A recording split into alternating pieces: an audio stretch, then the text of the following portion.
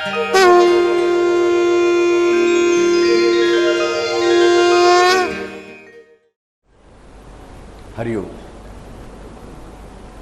मध्यम पातु खरं ध्वंसी, खरं राक्षस. एक छोटीशी गोष्ट आम्ही रामायणामध्ये वाचतो. अनेक राक्षस भेटले रामाला, त्यामधला हाही भेटला. पण आज आम्ही देशाचे सेनापती त्यांची नावं बघत चाललं असं आम्हाला कळतं की खूप मोठी गोष्ट आहे. तसं बघितलं तर 1.5 पानामध्ये संपणारी, पण 1.5 पानामध्ये नाही तर आयुष्याला पूर्ण होणारी अशी गोष्ट आहे. आज ज्या 2 सेनापतींना आपल्याला बघायचं खरं राक्षसांच्या, त्या 2 सेनापतींची नावं अशी आहेत. एकाच नाव आहे बकपाद. बक म्हणजे बघा, बकपाद. आणि त्याच्याच जुळ्या भावाचं नाव आहे विपाद, म्हणजे विरुद्ध दिशेला ज्याचे पावलं आहेत ते. आम्ही म्हणतो ना भूताची पावलं उलटी असतात. आम्हाला कोणी माणूस भूत आहे की नाही बघायचं आणि बघतो पायाकडे पावलं कुठल्या बसेल ते आहेत बाबा ज्यानं ठरवतो. मग इथे हा जो राक्षस आहे त्याचं नावच मी विपाद आहे आणि बकपाद आहे. बकपाद म्हणजे काय, बघायला पण 2च पाय असतात, पण बक ध्यान करताना मग बघायच्या पाण्यात उभा राहतो कसं भरतं बघितलं आहे तर एक पाय उभा राहतो आणि एक पाय दुमडून घेतो. एक पाय उभा राहतो, एक पाय दुमडून घेतो आणि आपण ध्यान करतो असं ढोंग आणतो. म्हणजे माशांना किंवा कुठल्याही जलचरांना प्राण्याला 2 पाय नसल्यामुळे इथे बकळा उभा आहे असं वाटत नाही. म्हणजे बकपाद म्हणजे काय, बकध्यान म्हणजे काय, ते ढोंगीपणा. आम्ही जे नानाविध ढोंग करतो तो ढोंगीपणा म्हणजे हा बकपाद नावाचा खरं राक्षसाचं सेनापती. आणि विपाद हा त्याचा जुळा भाऊ. हे दोघं मिळून रामलक्ष्मण हल्ला करायला येतात. कशासाठी, तर आमच्या जीवनामध्ये पोकळी उत्पन्न करण्यासाठी, खरं उत्पन्न करण्यासाठी, पोकळी उत्पन्न करण्यासाठी, व्यर्थपणा रिकामपणा उत्पन्न करण्यासाठी, पोकळपणा उत्पन्न करण्यासाठी. आम्ही जी ढोंग करतो नानाविध, ती ढोंगच आमच्या आयुष्यामध्ये खरी मोठी पोकळी उत्पन्न करतात. लोकांच्या समोर काही वेळा आम्हाला देखावा करावा लागतो. दुःखी असताना आनंदी असल्याचं दाखवावं लागतं. शेजारची असं मुलगा नापास झालेला असताना आनंद झालेला असताना आम्हाला किती वाईट झालं असं म्हणावं लागतं. आम्ही म्हणतो तसं, बरोबर की नाही? असं खरं म्हणजे होतंच काम आहे. परंतु आम्ही ह्याच्या व्यतिरिक्तसुद्धा ह्या साध्या साध्या गोष्टी सोडल्या जीवनामध्ये आयुष्यभर किती ढोंग आम्ही केली, ढोंगबाजी केली ह्याचा विचार आम्ही करायला पाहिजे. ढोंगबाजी म्हणजे कुठली एक पर्टिक्युलर गोष्ट नाही आम्हाला कळलं पाहिजे. तर ढोंगबाजी म्हणजे ढोंगबाजी. आम्ही कसली ढोंग म्हणून करत नाही मला सांग, सगळी ढोंग आम्ही करतो. सोंग आणत नाही आमची, ढोंगबाजी पण करतो आम्ही. आणि ही ढोंगबाजीच आमचा नेहमी घात करत आहोत. आणि ही ढोंगबाजी ना आम्हाला लहानपणापासून येत असते आपोआप. मग लहान मुलं पण ढोंग करतात, अभ्यास करायचं. आई तिकडे बसलेली आहे, बाप बसलेला आहे, तो मला ढोंगबाजी चालू असते पुस्तक धरून वाचण्याची. पण मलाच डुलकी लागते आणि आई हलकेच पुस्तक हातातलं काढून घेते, थोड्याने हलवते. मी वाचतो ना, माझा कुठे पुस्तक हातामध्ये, ढोंगबाजी उघडी पडली. म्हणजे आम्हाला कळलं की लहान मुलामध्ये, ह्या मानवामध्ये कुठेतरी हा जो बकपाद नावाचा खराचा सेनापती आहे, हा जन्मजात जसं काय आमच्या मागे लागलेला असतो. आमच्यामध्ये तो उपजत वाढत असतो. आम्ही ढोंगबाजी तेव्हा शिकलेलो असतो. शाळेमध्ये कडक मास्तरीण आली किंवा कडक शिक्षक आला की त्याच्या वर्गामध्ये एकदम छान राहायचं, ही ढोंगबाजीच असते. आणि एखादी गरीब शिक्षक आली की त्याला भरपूर त्रास द्यायचा. हा पण आमचा ढोंगबाजीचाच प्रकार आहे. पण आम्ही मुलं असताना सुद्धा, लहान असताना सुद्धा तो नीटपणे शिकलेले असतो. खुश करण्यासाठी आईबाबांना वाढदिवस जवळ आलेला आहे, बड्डे आहे, मला काय पाहिजे काय नाही करण्यासाठी मुलं किती मस्का मारतात आपल्याला, आपण अनेक वेळा बघितलेलं असतं. ही मुलांची ढोंगबाजीच असते. आईबाप मुलांची किती ढोंगबाजी करत असतो याचा आम्ही विचार करायला पाहिजे. स्वतः आयुष्यात कधी अभ्यास केलेला नसतो. SSC टेक असतो आम्ही. MSc टेक कसं असतं माहिती आहे ना, BSc नंतर MSc, MSc MSc टेक ही मोठी डिग्री आहे. पण माझ्यामध्ये SSC टेक ही आणखी एक डिग्री आहे. टेकत SSC. की किती वेळा SSCला बसलो काय गणतीच नाही. खरंच तुम्हाला सांग, असे आमचं स्वतःची लीला झालेल्या असतात शाळेमधल्या लीला. आणि मुलांना मात्र आम्ही सांगताना अशा मोठ्या मोठ्या गोष्टी सांगतो. हे तुला माहीत नाही आम्ही काय अभ्यास केला कठीण परिस्थितीमध्ये. मुलांना विचारांना काय माहिती, ठीक आहे बघायला आलं आहे तुमचं बास आणि काय चालू होतं ते नाही. ह्याचा अर्थ मुलांच्या समोर उघडं करून सांगा, सो लाज झाला मुळीच घालू नका. परंतु ढोंगबाजी पण करू नका. मुलांना सांगा, अरे वा मी ना तुझ्या एवढा असताना खरंच अभ्यास नव्हता केला 2 वर्ष, तर माझं केवढं नुकसान झालं. हे पण मुलांना सांगायला लाज नाही वाटली पाहिजे. स्वतः दुर्गुण मांडा असं माझं मुळीच म्हणणं नाही, ते मांडा कामाच नाहीत, ती ढोंगबाजी नाही आहे. परंतु मुलांना मात्र आणायचा की तुम्ही अभ्यास करा आणि स्वतः आम्ही शाळेतलं सोडून द्या, पण आता आम्ही काय अभ्यास करतो म्हणून बाबू आम्हाला काय अभ्यास करायचा आहे. लक्षात ठेवा, जर तुम्हाला चांगलं पालक बनायचं असेल तर मुलं जेवढा अभ्यास करतात तेवढाच अभ्यास तुम्हाला पण करायला पाहिजे. आणि खरं म्हणजे जेवढा अभ्यास तुम्ही करता तेवढीच मुलं करतात. म्हणा बाबू बापरे, आतापर्यंत गणित, इंग्लिश, सायन्स सगळं आम्ही शिकता शिकता कंटाळलो होतो, आता आम्ही परत त्याचा अभ्यास करायचा का नाही. तुम्हाला येत असेल, मुलांना तुम्ही स्वतःहून शिकवलं तर खूप चांगलं आहे. मी स्वतः माझ्या पोरसला शिकवलं आहे, अजूनही आता मेडिकल आल्यावर शिकवतो आहे, शाकंभरीला पण शिकवतो, तुझी दादा पण शिकवतो आहे, नंदावरी पण शिकवतो, त्यामध्ये काही वाईट नाही.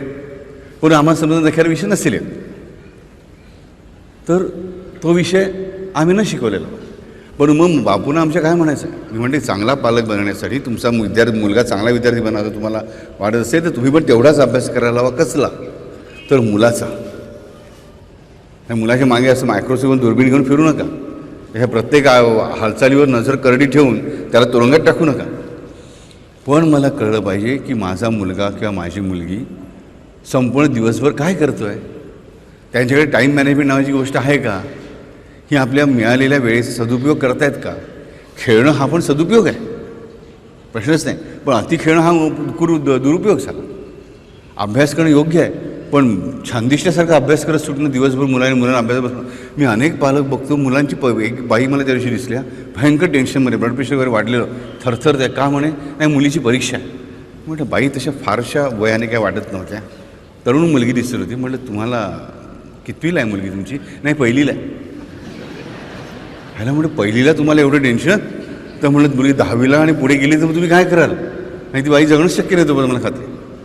आणि मुलांना आई बाप हल्ली मी बघतो एवढे अभ्यासाच्या मागे लागतात, हात जो हे दोन अक्षर म्हणजे त्याची पिळवणूक करतात. मार्क मिळवायलाच पाहिजे, अभ्यास मुलांनी चांगला करायलाच पाहिजे, पण फक्त अभ्यास केल्याने मुलं हुशार होतात असा समज करून घेऊ नका. हे मला कळलं पाहिजे. मुलगा किंवा मुलगी नीट खेळली पाहिजे, त्याला रामायण महाभारत साईचरित्र सारख्या गोष्टी वाचल्या पाहिजेत, त्यांना त्या समजल्या पाहिजेत. भारताचं स्वातंत्र्य म्हणजे काय, आज स्वातंत्र्य मिळून 50 वर्षांनी जन्मालेल्या पिढीला त्या लढ्याचं काही महत्त्व वाढत नाही आहे. इतिहासाच्या पुस्तकामध्ये खचून भरलेलं असतं, काय याचा काही संबंध नाही, अशा अनेक सनावळ्या दिलेल्या असतात ज्याची अजून पण मला भीती वाटते. 1934 ईस्वी पूर्ण 834 आणि ईस्वी पूर्ण 530 मला फरक आम्हाला त्यापुढे कळायचं नाही, अजून कळतं की नाही माहीत नाही. पण हे सगळं आमच्या डोक्यात भरलं जातं. त्या मुलांना काय अटॅचमेंट वाटणार आहे मला सांग. 50 वर्ष झालीच भारताला स्वातंत्र्य म्हणून, म्हणजे आमच्या लक्षात काय येईल की हे सगळं जे घडतं हे अभ्यास मुलं जो करत राहतात त्याच्यामधून केवळ त्यांचं व्यक्तिमत्व डेव्हलप होत नाही, तर अभ्यासामागे प्रेरणा काय आहे ही सगळ्यात महत्त्वाची गोष्ट आहे. आम्ही मुलांच्याकडे अभ्यासासाठी एकच प्रेरणा देतो, तुला चांगले मार्क मिळवायचे, तुला तुझ्या मावस भावापेक्षा किंवा सख्या भावापेक्षा किंवा सख्या बहिणीपेक्षा किंवा मैत्रिणीच्या शेजारणीच्या मुलापेक्षा जास्त मार्क मिळायचे, तुझा दुसरा नंबर असेल तुला पहिला नंबर काढायचा आहे, ही प्रेरणा असता कामा नये. इथे आम्ही मुलांचा घात करतो, मुलांना आम्ही अँक्झायटी प्रोन बनवतो, मुलांना आम्ही अँक्शस बनवतो, धांदरट बनवतो, घाबरट बनवतो. आम्ही मुलांना शांतपणे सांगितलं पाहिजे अभ्यास चांगला करायचा, कारण अभ्यास चांगला केला की आपल्याला विद्या चांगली येते, आपल्याला शिक्षण चांगलं मिळतं. चांगलं शिक्षण मिळालं मग ते तुला कुठलंही जे हवं असेल ते की मग त्यातूनच तुला पुढे चांगली नोकरी, चांगला धंदा सगळं चांगलं करता येतं, तुझं सगळं चांगलं त्याच्यातून होतं. तू भरपूर अभ्यास केलास की मग परमेश्वर ठरवणार, आपला बाप्पा ठरवणार आहे तुला किती मार्क द्यायचे ते, आणि तो आपल्याला आपल्या ह्याच्यानुसार चांगले मार्क देतो जेवढे आपल्याला आवश्यक आहेत. उगीच भलत्या कॉम्पिटिशनमध्ये मुलांना ढकलू नका. म्हणावं सांगतो तुम्हाला, मुलांनी भरपूर मार्क मिळावे म्हणून जरूर प्रयत्न करा, पण ते करताना मुलांच्या मानगुटीवर भूतासारखे बसू नका. पण हे आम्ही कधी करू नीटपणे वागण्याचं काम, जेव्हा मुलांचा अभ्यास करू तेव्हा. आमची मुलं आमच्यासमोर नखं खात राहतात, आम्हाला त्याचं काही वाटत नाही. ही खूण आहे की मुलं कुठेतरी एकटेपणा फील करत आहेत, मुलं कुठेतरी घाबरट बनत आहेत, मुलांच्या बोलण्यामध्ये तोतरेपणा येतो, ह्याचा अर्थ मुलांवर दबाव आहे. परीक्षेच्या अगोदर मुलं कशी वागतात ह्याचं निरीक्षण करावं लागतं शांतपणे, त्यांना न कळता. मग आम्हाला कळतं मुलं कुठल्या पेपरला घाबरतात, काय घाबरतात, कशी घाबरत आहेत. हे आम्ही बघितलं पाहिजे. मुलांचं शरीर गललठ्ठचे गललठ्ठ होत असेल तर आम्हाला त्याचा अभ्यास करून त्याला नीट शेवटमध्ये आणलं पाहिजे. मुलगा असो की मुलगी असो. खाण्याचे भलते लाड आम्ही करतो की नाही, हा याचा अभ्यास आम्ही करायला पाहिजे. मुलांना परमेश्वराचं नाव घेता येतंय की नाही, मुलांना परमेश्वराचं नाव घ्यायचं लाज वाटते की काय, ह्याचा विचार आम्ही केला पाहिजे. हा अभ्यास जोपर्यंत आम्ही करत नाही तोपर्यंत मुलांना केवळ नीतिवचनाचे डोस पाहिजे म्हणजे ढोंगबाजी आहे. मुलांना अभ्यास करायला सांगणं म्हणजे ढोंगबाजी आहे. तुम्ही मुलासाठी काही करत नाही आहेत, तुम्हाला मुलाचं भलं व्हावं असं वाटतच नाही आहे. हेच मोठं ढोंग आहे की आम्हाला मुलांचं भलं करावं असं वाटतंय, हे म्हणणंही ढोंगबाजी झाली. जोपर्यंत तुम्ही यासाठी प्रयास करत नाही आहात. आपण तोंडाने बोलतो, पैसे बघून शिकवणी लावली, आम्ही क्लासला घातल्यामुळे आमची जबाबदारी संपली नाही हे आम्हाला कळलं पाहिजे. मुलाला मार्क कमी मिळाल्यानंतर पहिल्यांदा मूल जेव्हा घरी येतं, मुली येतात तर रडतात पडतात, मुलं आली तर नर्वस असतात, पहिल्यांदा हात प्रेमानेच फिरवा. दुसऱ्यांदा असेल, तिसऱ्यांदा असेल, चौथ्यांदा असेल तरी देखील पहिल्यांदा प्रेमानेच फिरवा. मग वाटलं तर ह्याचाही वापर करा. पण ह्याचा वापर केल्यानंतर परत तो हात प्रेमाने पाठीवर फिरू दे. हल्ली आम्हाला बऱ्याच ठिकाणी आईवडिलांना वाटतं की मुलं मोठी झाली ना की ती मुलं आईवडिलांपासून लांब जाताना मला दिसतात. मी खरंच तरी 50 वर्षाचे झालं ना, ते आईच्या मांडीवर डोकं ठेवून झोपण्याची काय मौज असते आणि गंमत असते हे अनुभवा. त्या स्पर्शामध्ये काय जादू आहे. मग तुमची 8 आणि 10 वर्षाची मुलं केवळ आम्ही पॉश आहोत आणि सोफिस्टिकेटेड दाखवण्यासाठी हाय मम्मी हाय डॅड करणे एवढे पुरती अंतरावर ठेवण्याचा अर्थ नाही. परीक्षा जवळ आली ना, 10वीची 12वीची हरकत नाही. आईने भरवलं मुलांना बिघडलं कुठे मला सांगा. प्रेमाने भरवते जे 2 घास ना ते खूप महत्त्वाचे असतात. बापाने सांगितलं पाहिजे मुलांना परीक्षा वेळेस, तू काय काळजी करतोस, मी तुझ्यासाठी अमुक अमुक पुस्तक वाचतोय, मी तुझ्यासाठी अमुक अमुक चरित्र वाचतोय, साईचरित्र वाचतोय, मी यासाठी हा श्लोक म्हणतोय, त्यासाठी मी हा मंत्राचा पाठ करणार आहे. अरे बोला ना, आश्वासन मिळवून द्या ना की माझे आईबाप माझ्या पाठीशी आहेत. त्यांचा प्रत्येक प्रयत्न माझ्यासाठीच आहे, प्रत्येक प्रयत्न माझ्यासाठीच आहे. हे फिलिंग येऊ दे. आणि हे फिलिंग नुसतं तोंडाने बोलून येते, तुमच्या कृतीतून त्यांना दिसू दे. मुलांना दिसलं पाहिजे की माझ्या परीक्षे दिवशी आई वेगळा प्रसाद थोडासा माझ्या हातावर ठेवते, उदी लावते.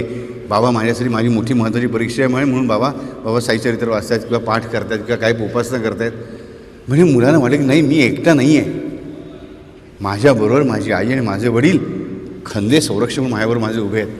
आणि मुलं मग परीक्षा हॉलमध्ये एकटी नाही राहणार. बघा आई वडील सोडायला जातात, मुलं धडधड आई काय करू काय करू काय करू काय करू. आम्ही बघतो एसटीच्या परीक्षा बाहेर पालक उभे असतात, 12वीच्या परीक्षा बाहेर पालक उभे असतात. मुलंही टेन्शनमध्ये पालकही टेन्शनमध्ये. पण मी माझ्याकडची इकडची मुलं जाताना बघतो बिनधास्त जातात.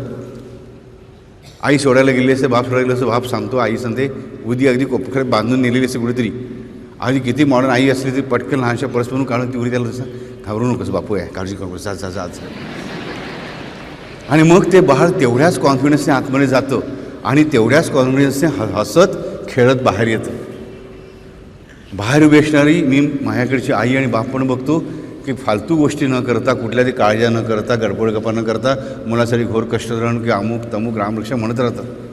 अरे हे बळ त्या मुलांना मिळतं आतमध्ये, हे लक्षात ठेवा. किंवा नाही रामरक्षा म्हणता येत ना, नाही आम्हाला संस्कृत काय बिघडत नाही, जसे रामकृष्ण हरी म्हणू, दत्तगुरू म्हणू, राम राम राम राम राम राम राम म्हणू. पण ही व्हायब्रेशन्स आहेत, ही व्हायब्रेशन्स सगळ्या भिंतींना छेदून तुमच्या मुलांपर्यंत जाऊन पोहोचणार हे आम्हाला कळलं पाहिजे. भलती फालतू ढोंगबाजी करू नका म्हणून समजायचं नो. मुलं अभ्यास करतात तेवढा अभ्यास तुम्ही खरं आम्ही जास्त केला पाहिजे हे आम्हाला कळलं पाहिजे. कारण मुलं लहान आहेत, आम्ही मोठे आहोत. मुलांची की आमची मुलं पोहायला शिकतात का, आम्ही आमचं लक्ष नाही. मुलांना सायकलिंग येतं का, आमचं लक्ष नाही. मुलं काय करत आहेत, आम्ही ॲक्टिव्ह स्टेप्स घेऊन ह्या गोष्टी मुलांकडून करून घ्यायला पाहिजे. नाहीतर मग आम्ही मुलांचे नुसते लाड करतो आणि मुलांना ट्युशनला फी देतो म्हणजे ही ढोंगबाजी झाली मुलांना वाढवण्याची. ही आईबापाची ढोंगबाजी आहे. म्हणजे तुम्ही आईचं ढोंग करतात आणि बापाचं ढोंग करतात, तुम्ही खरे आईबाप नाही आहात. आणि जेव्हा आम्ही असे खरे आईबाप नसतो तेव्हा आम्ही मुलांच्या आयुष्यामध्ये आणि स्वतःच्या आयुष्यामध्ये पोकळी उत्पन्न करतो. अनेक बायकाही चूक करतात, स्वतःच्या मुलाच्या समोर म्हणतात सासूला, ती थेरडीनं आली आता उद्या येणाऱ्या गावात बसले माझ्या डोक्यावर. त्यांना कळत नाही की मुलाच्या मनात ही भूमिका फिक्स झाली की प्रत्येक सासू सुनेशी अशीच वागणार.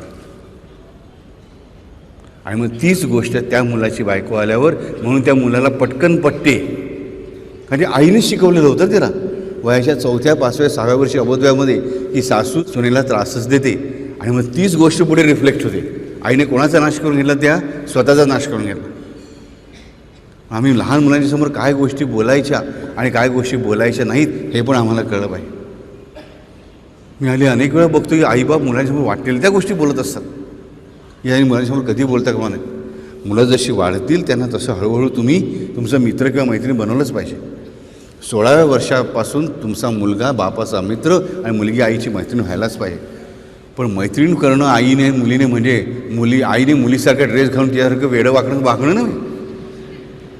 किंवा पोट मोठं सुटल्याने झालं बापाने टी शर्ट हाफ पॅन्ट घालून त्याबरोबर पबमध्ये जाऊन नाच करणं नव्हे. ह्यावर कळलं पाहिजे मित्र म्हणजे काय, सुसंवाद साधता आला पाहिजे. बापाला मुलाशी आणि आईला मुलीशी त्यांना तुमचा धाक वाटला पाहिजे, भीती नाही वाटली पाहिजे. हे आम्हाला कळलं पाहिजे. हे जे संस्कार आम्ही मुलांवर करतो ना, हे नाही केले न करणं म्हणजेच ढोंगबाजी. आणि ह्या पोकळ्या म्हणूनच या ढोंगबाजीमुळे आमच्या आयुष्यामध्ये उत्पन्न होतात. मला सांगा, तुम्ही जेवायला बसलात, बायको वाढते. हल्ली बरेच जण तर काय स्वतःचं ताट घेऊन टी व्हीच्या समोरच बसतात. पहिला नैवेद्य टी व्हीला दाखवायचा आणि मग स्वतःला दाखवायचा. देवाचा पत्ताच नाही. पण हात जोडले सगळ्यांनी मिळून एकत्र बसून किंवा एकवेगळे बसले तरी बाबा सगळ्यांना शिस्त लायची.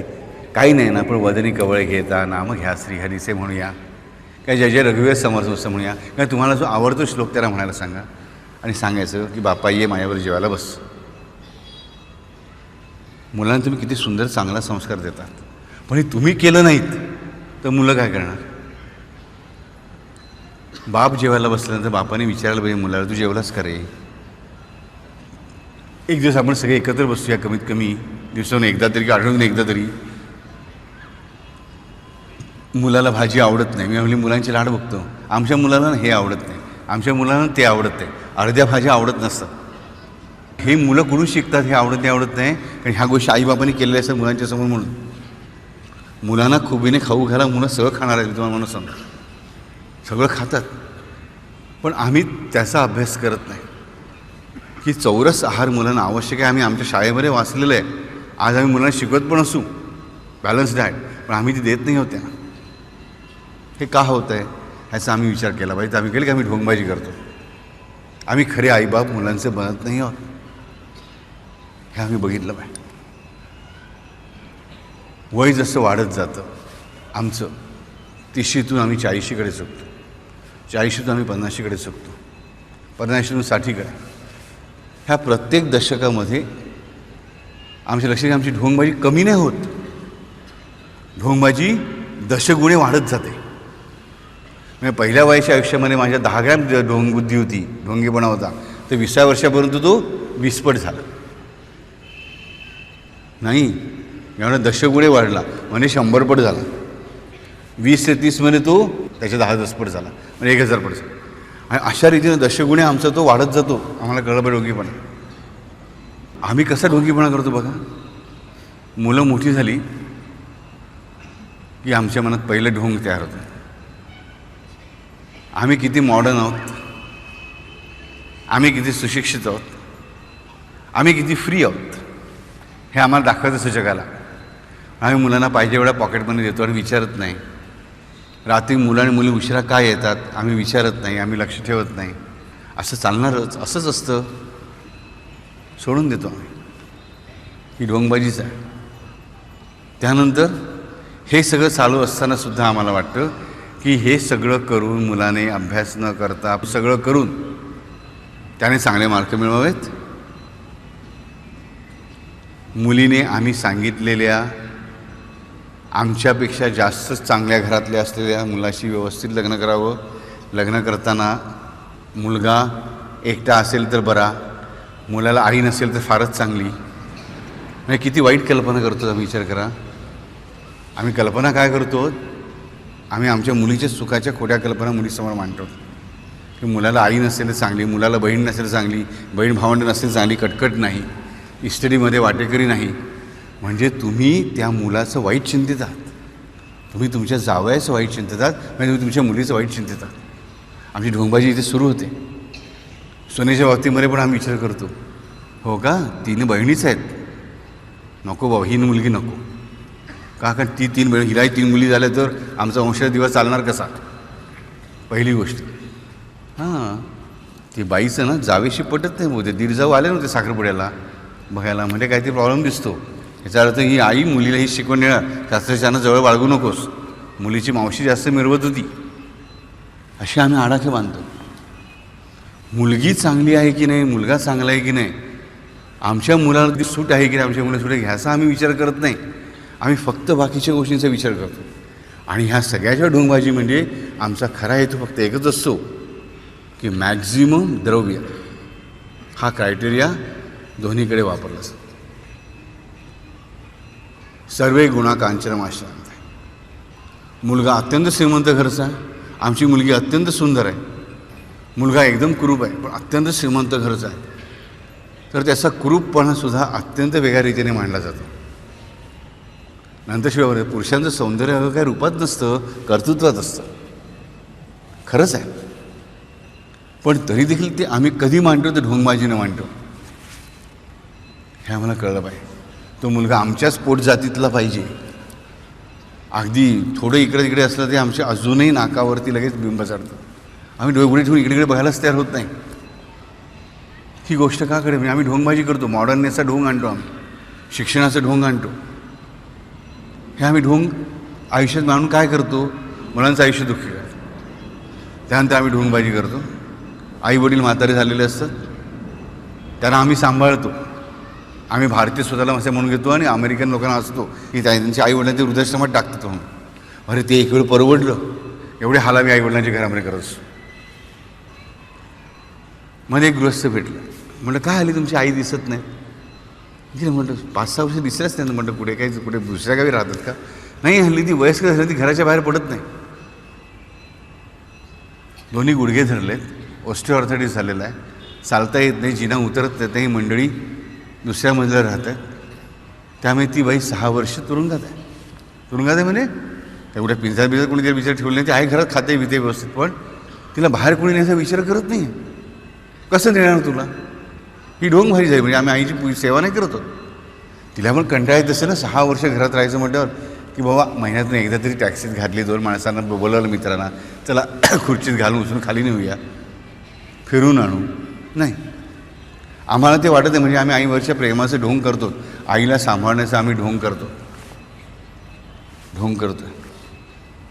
आणि तीच जर आई थोडी आता वयामुळे डोक्यावर जे परिणाम झाल्यासारखं झालं कारण ते आम्हाला तिचं ओझंच वाटायला लागतं. त्या बापाचं पण ओझं वाटायला लागतं. मग काय होतं, एक मुलगा म्हणतो तू आईला सांभाळ, दुसरा म्हणतो मी बापाला सांभाळतो. म्हातारा बाय डायव्होर्स, म्हातारीचं. ही ढोंगबाजी आई वडिलांना सांभाळायची. अशी त्यांना वृद्धाश्रमात जाऊन राहू दे, ते परवडलं, ते सुखाने तरी जगतील. मुलांच्या आणि सुनांच्या लाथाखात आणि शिव्याखात जगण्यापेक्षा त्या निष्प्रेम त्या तिकडे घरामध्ये जगलेल्या वृद्धाश्रमामध्ये केव्हाही परवडलं. ह्याचा मी वृद्धाश्रम काढून त्याची जाहिरात करतो त्याचा मुळीच अर्थ नाही. पण आम्हाला नीट कळलं पाहिजे की आम्ही ढोंगबाजी करतो. करायचं सर प्रेमाने करा, नाही तर करू नका सर, पण ढोंगबाजी करू नका. नंतर एकदा का मुलं मोठी झाली की आम्ही ठरवतो आता पैशाचे व्यवहार जे आहेत ना थोडे आपले आपण वेगळे ठेवायलाच पाहिजेत. मुलांना संपूर्ण तुमचे पैशाचे व्यवहार माहिती असणं ही धोक्याचीच गोष्ट असते दोन्ही दृष्टीनं. जेव्हा तुमच्याकडे भरपूर पैसा असतो आणि मुलांना कळते बाबाकडे भरपूर आहे, मी मागतो एवढं बाप मला देतो आहे, की मुलं पाहिजे तो खर्च करायला जराही बाचकत नाहीत. आणि मग त्यांना पैशाचं महत्त्व कळत नाही की पैसा कमवण्यासाठी कष्ट पडतात. आणि दुसऱ्या टोकाला जेव्हा आईवडिलांकडे अत्यंतिक गरिबी असते तेव्हा पण त्याचं पण प्रेशर मुलांवर खूप येतं. त्याचं प्रेशर कसं येता येणार हे पण आम्हाला बघायला पाहिजे. ही ढोंगबाजी नाही, हे आम्हाला कळलं पाहिजे. आम्ही इथे उलटी ढोंगबाजी करतो की आमच्याकडे नसेल तर आम्ही जास्त मुलांना देत राहतो. ती ढोंगबाजी झाली. मुलांना सत्य माहीत पाहिजे, उलट वास्तव माहीत पाहिजे सत्य म्हणण्यापेक्षा, की खरं वास्तव काय की पैसा कष्टानेच मिळवावा लागतो आणि कष्टाने मिळवलेला पैसाच सुखदायी ठरतो. आणि उगीच आमच्याकडे उधळण्यासाठी पैसा नाही आहे हे पहिल्यांदा मुलांना नीट कळलं पाहिजे. पण बऱ्याच वेळा ह्याच्यामध्ये बापांपेक्षा आई जास्त चूक करते की आम्ही आमचं वैभव दाखवण्याच्या मनस्थितीमध्ये वैभव दाखवण्यासाठी आमच्या मुलांच्यासमोर आमच्या पैशाचा खेळ मांडतो आणि मग मुलांना वाटते बापाकडे भरपूर डबलं भरलेलं, मला काय काळजी नाही. चुकली आमची गोष्ट, आमचं ढोंग आणखीन वाढत चाललं. मग मुलं मोठी झाली एकदम मी हात आखडता घेतो. आणि मला काय माहिती असतं आता म्हातार पण दिसायला लागलेलं असतं ना, आता पैसे राखले पाहिजे, उद्या मुलांना नाही विचारलं तर. आणि मग मुलांना एकदम कन्फ्युजन येतं. आत्तापर्यंत मला ढील मिळाली होती घरामध्ये आणि आता एकाएकी कसं काय आखडलं जाते सगळं. आता पण आईबाबांना सगळं एवढं सगळं आहे म्हणून, आता नाही कसं म्हणतात. ही आमची ढोंगबाजी आमच्या विरोधाशी जाते. मग मुलं तुमच्या विरोधात जातात की मुलं आईबाप आता आमच्याशी आडेबाजी करतात. आलक्ष्यामध्ये तुम्ही तुमच्या जीवनामध्ये पोकळी कशी उत्पन्न केली. 40व्या वर्षी केस पांढरे झाले का 50 केस पांढरे झाले, कलप करणं म्हणजे ढोंगबाजी नाही, ते सौंदर्यदृष्टी जरूर करा. मी अनेक लोकांना ओरडत आमच्याकडे नुसते असेच फिरत जातात पांढऱ्याचेच घर, मला कशाला लावा ना कलप, काही बिघडत नाही, चांगली गोष्ट आहे. परंतु माझ्या वयासारखं मला वागता आलं पाहिजे. मी 50 वर्षाचा आहे, मी 60 वर्षाचा, मी त्या वयासारखा वागेल. थेरडेपणा करण्याची किंवा तरुणपणा दाखवण्याची मला काही आवश्यकता नाही. मी 60 वर्षाचा आहे मान्य करून सुद्धा मी तरुणाच्या उत्साहाने वागू शकतो. तरुणासारखं वागलं पाहिजे असं मुळेच नाही, हे मला कळलं पाहिजे. मग इकडे आम्ही ढोंगबाजीच करत राहतो. आमची ढोंगबाजी अधिकाधिक कशी वाढत जाते बघा. आम्ही म्हणताना म्हणतो सुनेला आम्ही मुलीसारखीच वागवतो, पण सून आणि मुलगी यामध्ये फरक राहतोच. कारण मुलगी आणि मुलगीसारखी यामध्ये फरक आहे. आम्ही किती म्हटलं की हा माझा मुलगा आणि हा मला मुलासारखा आहे, त्याच्यामध्ये फरक आहे. सुनेला सूनच म्हणा, ती मुलगीसारखी म्हणायची जरूरच नाही.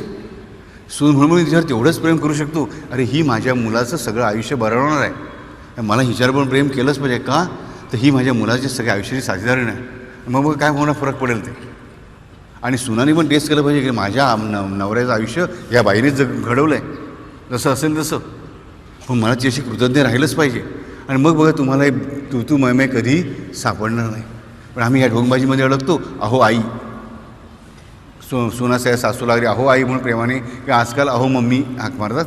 पण त्यामध्ये तो भाव ममत्वाचा मात्र मुळीच नसतो, दोन्ही बाजू म्हणून नसतो. आमच्यामध्ये ढोंगबाजी येते.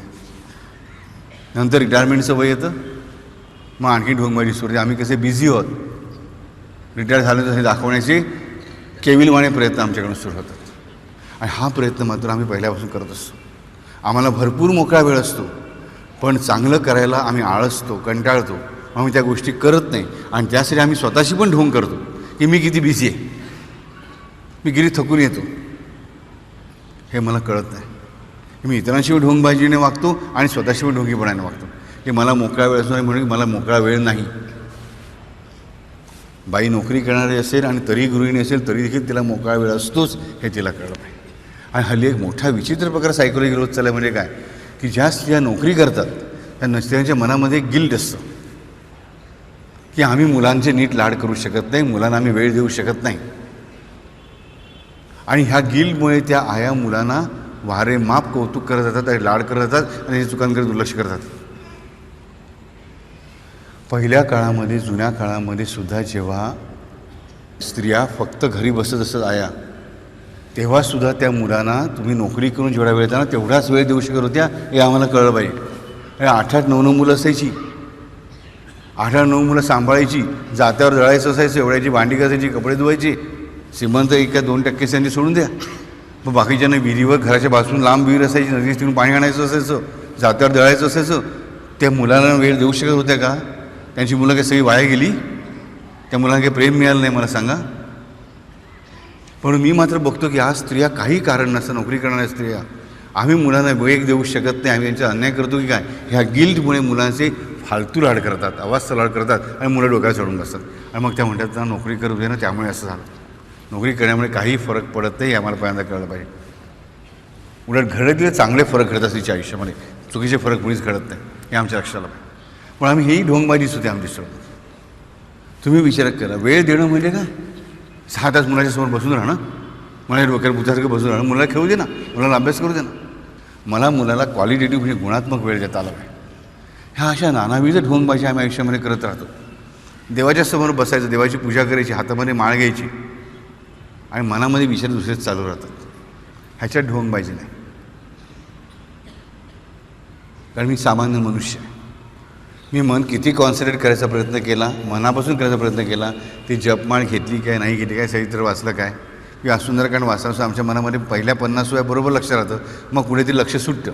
ओव्या वाचल्या जातात, पुढचे श्लोक वाचले जातात, म्हणजे मनामध्ये वेगळाच विचार चालतो. ती ढोंगबाजी नाही आहे बाळा. आमच्या बापूने सांगितलं, आम्ही सामान्य माणसं, आमचं मन असं भरकटू शकतं, परंतु जपमाळ घ्यायची आणि मुद्दाम दुसरा विचार करायचा आणि कळलं जरी मी तो विचार चालू ठेवायचा. डोळे बंद करायचे आणि सून आणि मुलगा काय बोलतात हे ऐकायचं, तर ती ढोंगबाजीच आहे. देवळामध्ये जायचं आणि गप्पा देवळाच्या कट्ट्या म्हणून कसल्या करायच्या, त्या एकमेकांच्या निंदा नसतीच्या, मग ती देवळात जाणी ढोंगबाजी झाली. हे मला कळलं पाहिजे. पायवारीला म्हणून जायचं, रस्त्यात नजर मात्र नको त्या ठिकाणी, तर ती ढोंगबाजी झाली. हे आम्हाला कळलं पाहिजे. अशा ह्या सगळ्या ढोंगबाजी आमच्या आयुष्यामध्ये चालतात ना, तोच तो बकपाद नावाचा राक्षस आहे. तो आमच्या जीवनामध्ये या सगळ्या नानाविध पोकळ्या उत्पन्न करत राहतो. सगळ्यात मोठी ढोंगबाजी आम्ही स्वतःशीच करतो आणि परमेश्वराशी आम्ही ढोंगानेच वागतो. मॅक्झिमम आम्ही कोणाला फसवत असू तर त्याला, पण त्याला कोणी फसवू शकत नाही. पण आम्हाला वाटतं आम्ही त्याला फसवत नाही आहोत. लक्षात ठेवा, मी आस्तिकांबद्दलच बोलतो. थोडंसं एखादं तुम्हाला, बापू काय तुम्ही नेहमीपणे ह्याही बाजूने बोलता त्याही बाजूने बोलता. आस्तिक आहेत, परमेश्वराला श्रद्धा आहे पूर्णपणे. त्यांना पुढे माहिती मी परमेश्वराला पूर्णपणे फसवत नाही आहे, कारण परमेश्वराला फसवता येत नाही हे माहिती पण असतं, तरी आम्ही मॅक्झिमम परमेश्वराला फसवत असतो, असं माझं म्हणणं आहे. होतं कसं की आमचा पूर्ण विश्वास की बाबा देवाला सगळं कळतं. पण देवाला सगळं कळतं म्हणजे काय, हेच आम्हाला कधी कळलेलं असतं. देवाला सगळं कळतं म्हणजे हे जे आम्ही म्हणतो ना, तीच ढोंगबाजी आहे. देवाला सगळं कळतं हा जर माझा भाव आहे, ह्याचा अर्थ मला माहीत पाहिजे की जीवनाच्या प्रत्येक क्षणी मी भानावर असेन की बेभान असेन, की मी झोपलेला असेन की मी जागा असेन, तरी देखील तो जागाच असतो. मी डोळे बंद केले म्हणून तो डोळे बंद करून घेत नाही, तो माझ्याकडे बघतच असतो. आणि ह्याचा अर्थ फक्त माझ्या शारीरिक क्रिया नाही, तर माझी प्रत्येक मानसिक क्रिया, प्रत्येक माझी बौद्धिक क्रिया पण तो जाणतच असतो. आणि कधी कधी ध्यानाला तो बसेल तेव्हा नाही, तर त्या क्षणालाच, ज्या क्षणाला माझ्या हातून ती गोष्ट घडत असते किंवा माझ्या मनात विचारित असतो, त्या क्षणालाच त्याला त्याची जाणीव होत असते. हा दृढ विश्वास माझ्यामध्ये मी स्वतः निर्माण करायला हवा, म्हणजे माझ्या जीवनाची ढोंगबाजी निघून जाईल. पण आम्हाला कसं विचार वाटतो, देवाला सगळं कळतं, पण काय करणार, माझ्यातून चूक घडली, देवा मला क्षमा कर, काहीच चूक नाही, असंच मला प्रेमाने मागता आलं, देवा मला क्षमा कर, मी चुकलो.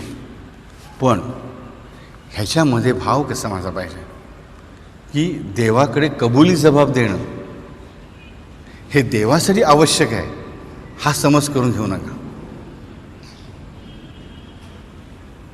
कारण त्याला माहितीच आहे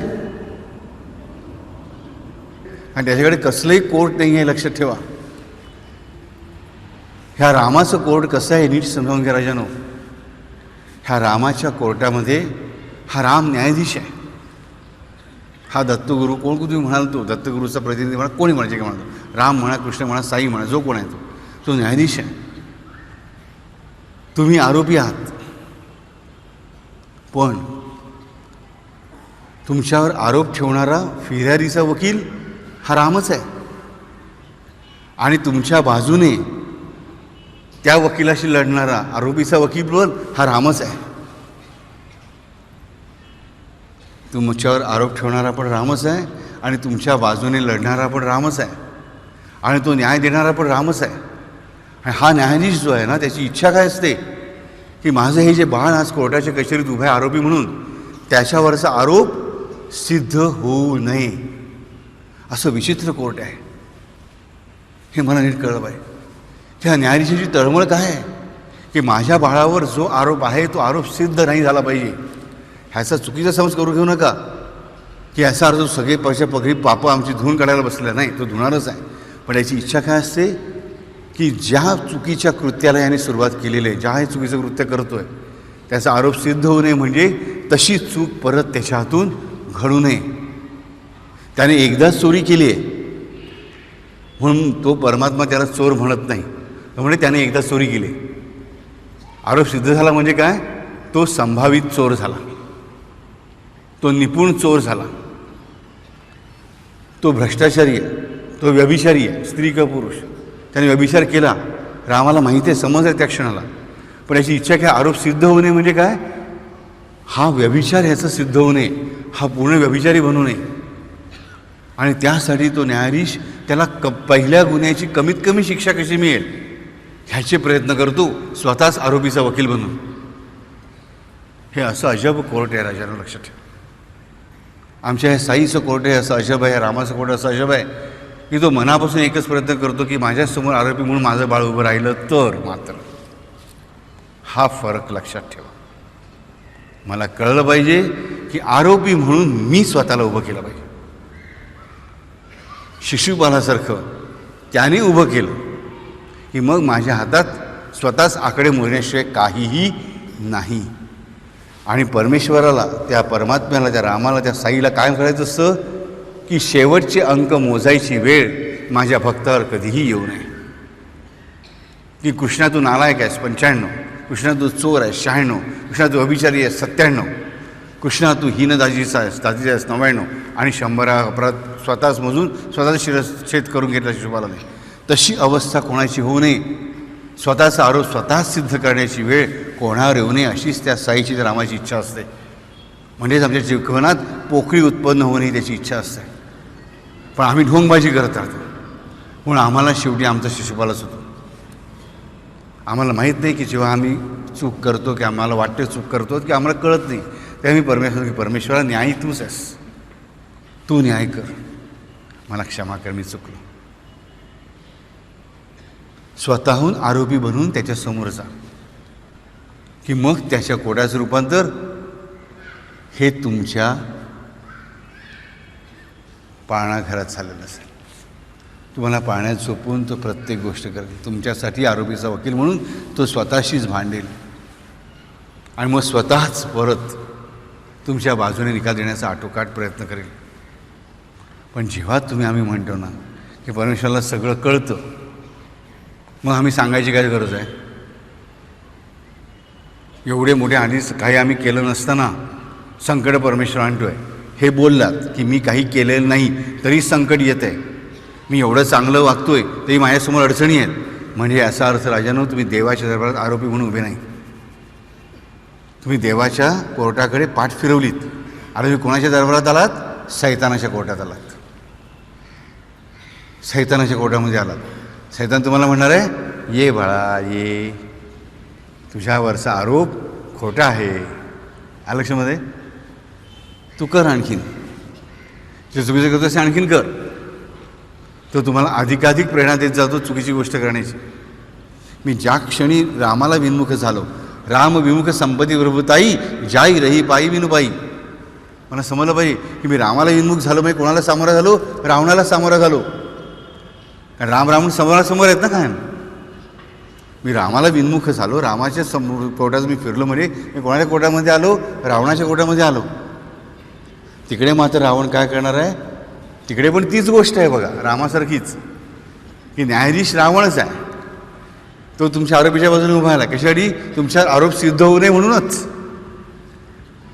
मग मला बाबू मग दोघांमध्ये काय फरक आहे, खूप मोठा फरक आहे. रामाची इच्छा आहे तुमच्याकडून कुठली चुकीची गोष्ट घडू नये, तुमचा पापाचा डोंगर होऊ नये. त्याची इच्छा काय, तुम्ही प्रत्येक पाप करावं आणि त्या पापाच्या मधून तुम्ही अधिकाधिक गोष्टी सुखसाधनं मिळवत जावीत. आणि शेवटी शैतानाने किती म्हटलं तरी त्याची ताकद ही परमेश्वर ताकदीपेक्षा कधीही मोठी असू शकत नाही. रावणाला मृत्यू आहेच, मग रावणाला जर मृत्यू आहे, न्यायाधीशालाच जर मृत्यू आहे, तर त्याच्या कर गेल्या त्या आरोपीचं काय होणार आहे मला सांगा. पण आम्ही परमेश्वर म्हणतो मी काही नाही केलं तरी मला केवढी सजा भोगावी लागते. त्याच क्षणी राजानं तुम्ही भक्त असूनसुद्धा रावणाच्या कोर्टात जाऊन पोचलात.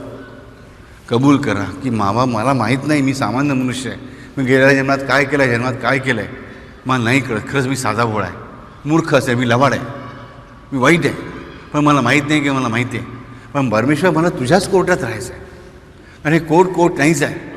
आणि इकडे हा न्यायाधीश जो बाप बसला तो याची मनापासून तळमळ चालू आहे की माझं हे बाळ जे आहे ते बाळ किती लवाड असेल, किती खोटारडं असेल, किती चालू असेल, काही असेल तरी ह्याचं फलच व्हावं, ह्याने चांगल्या मार्गावरच यावं, ह्याला कसलीही सजा कोणीही कधी सुनावू नये म्हणून त्याची तडफड चाललेली असते.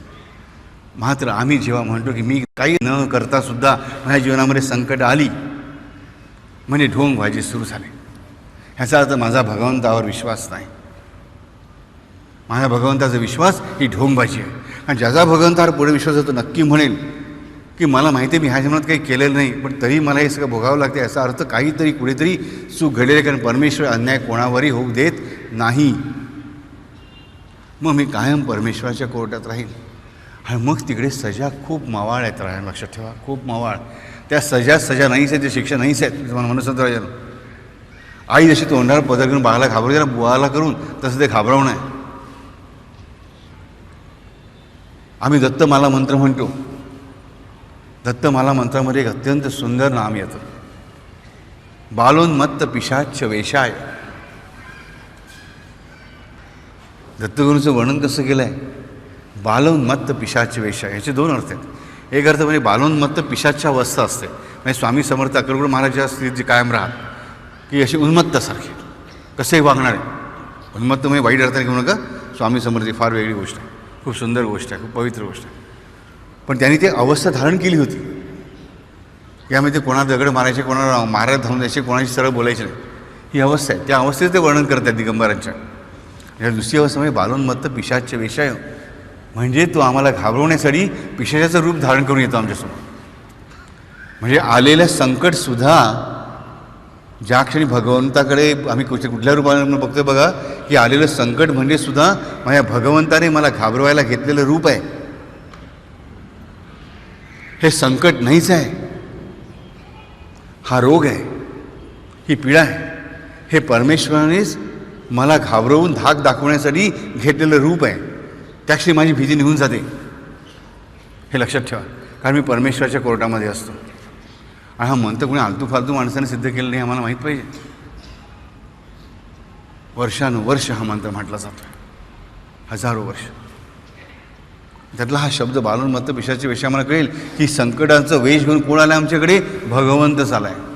पण ज्या क्षणी मी म्हणतो ना की मी काही केलं आहे ते माझ्या आयुष्यामध्ये कटकटी का, मी एवढं काय कोणाचं घोडं मारलं आहे, का देव मला असं छळतोय, समजायचं राजानो मी स्वतःहून वळलो रामाच्या कोर्टातून, त्या माझ्या आईच्या कोर्टातून मी सावत्र आईच्या कोर्टामध्ये चाललो, की जी माझा पूर्ण नाश केल्याशिवाय तिला समाधान नाही. सैतान असा का वागतो, त्याची इच्छा असते प्रत्येकाचा नाश करण्याची. परमेश्वराचा कोणाचाच नाश करण्याची इच्छा नसते. सैतानाची इच्छा असते प्रत्येकाचा नाश करण्याची, म्हणून तो प्रत्येकाला मोहात पाडतो, हे आम्हाला कळलं पाहिजे. म्हणजे आम्हाला कळेल की आमची सगळ्यात मोठी ढोंगबाजी आम्ही कोणाशी करतो, परमेश्वराशी करतो. आणि ही ढोंगबाजी आम्ही करत असल्यामुळेच आम्ही वारंवार सैतानाच्या कोर्टामध्ये जातो, सैतानाकडून पण मार खातो, आणि शेवटचा जस्टिस, अंतिम न्याय ज्याला म्हणतात, तो अंतिम न्याय प्रत्येक धर्मावर वेगवेगळ्या प्रकारे मांडलेला आहे. पण पुनर्जन्म हे सत्य आहे. तो अंतिम न्याय मात्र भगवंताचाच आहे, आम्हाला कळलं पाहिजे. ढोंगबाजी करता येणार नाही करता येत. आम्ही मनापासून राजानो की भक्तीमध्ये सुद्धा आमच्या हातून बऱ्याच वेळा ढोंगबाजीच घडते. त्यामुळे म्हणतो की परमेश्वराला सगळं कळतो, तो न्यायी आहे, त्याला आम्ही परमेश्वर म्हणतो. मात्र मलाच संकट आलं की मी लगेच म्हणतो की मी काही केलं नसता, माझ्यापेक्षा इथं एवढे पापी असताना मला एवढी मोठी शिक्षा का. राजानो ह्याचा अर्थ परमेश्वरी न्यायावरचा तुमचा विश्वास उडला. तुम्ही जरूर परमेश्वराशी भांडा की परमेश्वर तू का माझ्याकडे बघत नाहीस, का लक्षात, मी आहे पापी, मी वाईट आहे, मला माहिती आहे, पण कर रे मला मदत. काय हरकत आहे, ही लाचारी नाही आहे राजानो, हा अट्ट आहे, हे प्रेम आहे. लहान मुलगा रडत असतं, आई हातातून चल चालतो, तुम्ही घरच्या बाहेर काढत येतात, अभ्यास करत नाही, काय नाही. ते मुलं काय करतो, वळून चालायला लागतो, चालतो मी आई घर सोडून म्हणून नाही, ते काय करतो, ते आईचंच पदर धरतो, आईचा हात पाय पकडायचा, म्हणतो आई नको नको नको नको नको करून, किंवा आई म्हणते मी आता घर सोडून जाते, मी मला एवढा त्रास देते ना. काय करतात, सगळी मुलं असतील नसेल आईला मिठी मारतात, पकडून ठेवतात. ही आई होते हिंमत आईची जाण्याची, नाही होत. हे आम्हाला कळलं पाहिजे. आम्हाला हेच पहिल्यांदा कळलं पाहिजे की परमेश्वराच्या कोर्टामध्ये आम्हाला ढोंगबाजी करून चालणार नाही, कारण त्यालाच आमची खरी दया आहे. त्याचं कोर्ट हे असं अजब कोर्ट आहे की जिकडचा न्यायाधीश तडफडत असतो की आरोपीवरचा आरोप कधी सिद्धच होऊ नये म्हणून. तोच असं कोर्ट आम्हाला जगात कुठेही बघायला मिळणार नाही, कुठेच नाही. म्हणून राजानं सांगतो, परमात्म्याशी कधीही ढोंगबाजी करू नका, कारण ती ढोंगबाजी म्हणजेच विपाद राक्षस. भगवंताशी ढोंगबाजी म्हणजे विपाद, म्हणजे नजर एकीकडे आणि पाय दुसरीकडे. म्हणायचं तर होणार नाही मी रामाचा भक्त आहे, आणि चालायचं कोणाकडे तर रावणाकडे. बघा, विपाद म्हणजे उलटे पाय, म्हणजे डोळे इथे आणि पाय मागच्या बाजूला. म्हणजे चालणार तर कुठल्या दिशेने चालणार, ह्या दिशेने चालणार, पण बघतो ह्या दिशेने. रामाकडे बघायचं आणि चालायची वाट कोणाच्या दिशेने, रावणाच्या दिशेने. घ्यायचं भगवंताचं नाव आणि चालायचं कोणाच्या दिशेने, आंधळेपणाने, शैतानाच्या दिशेने. हे आम्हाला कळलं पाहिजे. म्हणून तो विपाद नावाचा राक्षस आहे. ह्या विपादाच्या जळख्यातून विळख्यातून आम्हाला बाहेर पडायचं असतं. भगवंत पूर्ण न्यायी आहे. माझ्या जीवनात घडल्या असेल बऱ्या वाईट गोष्टी मला माहिती आहे, पण त्या माझ्या संचितानुसार आहेत. मला परमेश्वराच्या आधारेच परत त्यातून उभं राहता येईल. की जोपर्यंत त्याच्या दरबारामध्ये, त्याच्या कोर्टामध्ये, तोपर्यंत मला सजा होऊ शकत नाही, आणि झाली तरी ती खूप मवाळ असेल, हे मला कळलं पाहिजे. सोडून या लाख चतुराई, स्मरा निरंतर साई साई, बेडा पार होईल पाही, संदेह काही न धरावा. स्पष्टपणे आम्हाला सांगितलं गेलं. हेमाडपंतांनी, साईनाथांनी स्पष्टपणे सांगितलं, इतर देव सारे माईक, गुरुची शाश्वत देव एक, चरणी ठेविता विश्वास देख, रेखेवर मेघ मारितो. रेख म्हणजे जन्मरेखेवर पण तो मेघ मारू शकतो, पण कधी आम्ही तेव्हा पूर्ण न्यायी हा विश्वास ठेवू तेव्हा. पण आम्ही जर विपाद राक्षसाला, याचे पाय उलट दिसले आहे, नजर उलट दिसले आहे, त्याला आमच्या जीवनामध्ये स्थान दिलं, ही ढोंगबाजी आम्ही केली, तर मग मला सांगा कोण येणार आहे? ह्या विपाद राक्षसाचं खूप सुंदर उदाहरण साफळे गुरुजींचे खूप श्रेष्ठ कीर्तनकार होऊन गेले.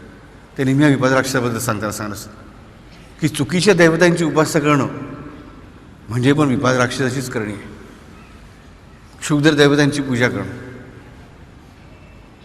चुकीच्या देवतांची पूजा करणं. आम्ही ज्या देवताची उपासना करणार ते प्रेममयच असलं पाहिजे, सात्विकच असलं पाहिजे, हे आम्हाला पहिल्यांदा माहीत पाहिजे. जे कोपतं ते दैवतच नव्हे. क्रोध धारण करणं वेगळं आणि क्रोधिष्ठ होणं वेगळं. साईनाथ क्रोध धारण करत असत, ते रागावत नसत, हे आम्हाला कळलं पाहिजे. हे आम्हाला कळलं तर गोष्टी सोप्या होतील. विपाद राक्षस आणि हा बकपाद राक्षस आमच्या आयुष्यामध्ये सगळ्यात मोठी पोकळी उत्पन्न करत असतो. आम्ही नीट समजावून घ्यायला पाहिजे की आयुष्यामध्ये जर आम्हाला खराखुरा राम हवा असेल, खराखुरा आराम हवा असेल, सगळ्या दुःखांना, संकटांना विराम द्यायचा असेल, तर आम्हाला परमेश्वराच्या कोर्टातच राहायला हवं. स्वतः उभं राहायला हवं. त्याच्या बाहेर कोणी बोलावलं तर मी आम्हाला पडायचं नाही. बघा, तुरुंग असतो ना, तुरुंगामध्ये कैदी पण असतात आणि जेलर पण असतात. दोघेही तुरुंगामध्ये असतात, पण दोघांची स्थिती सारखी आहे का? नाही. तसं लक्षात ठेवा. या भगवंताच्या विश्वामध्ये आम्ही ज्या मनापासून विश्वास ठेवतो तेव्हा आम्ही त्याच्या तुरुंगात नसतो, आम्ही खरे स्वतंत्र असतो.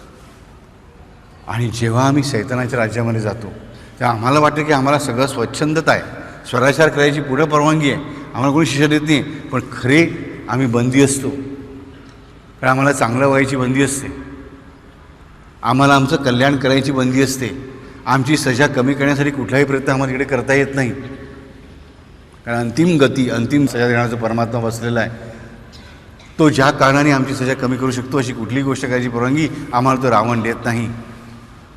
तो बिभीषणाला लाथ मारून हाकलून काढतो. हे आम्हाला कळलं पाहिजे. आमच्या आयुष्यात हेच हवं आहे का? आम्हाला नको आहे.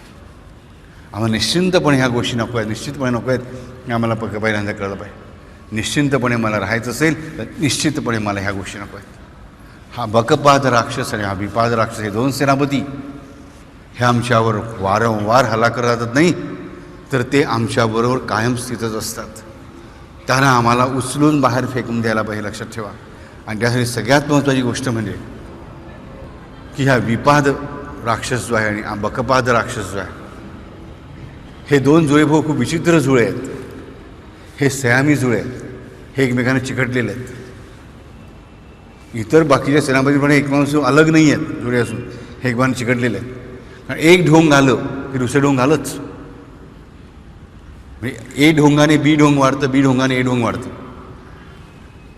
व्यवहारामध्ये माझ्या जवळच्या प्रेमाच्या माणसांशी मी ज्या ढोंगीपणाने वागतो, माझ्या कर्तृत्वाच्या बाबतीत ढोंगीपणे वागतो तेव्हा आपोआप परमेश्वराबरोबरचं माझं ढोंग वाढत जातं. आणि परमेश्वर मी ज्याप्रमाणे ढोंगीपणे वाढतो त्याप्रमाणे माझ्या आजूबाजू इकडचं ढोंग वाढत जातं. हे मला कळलं पाहिजे. हे दोघं सॅमी जुळे आहेत, हे दोघं एकदमच मरतात हे मला कळलं पाहिजे. मात्र वेध घेतो लक्ष्मण कोणाचा तर विपाद राक्षसाचा.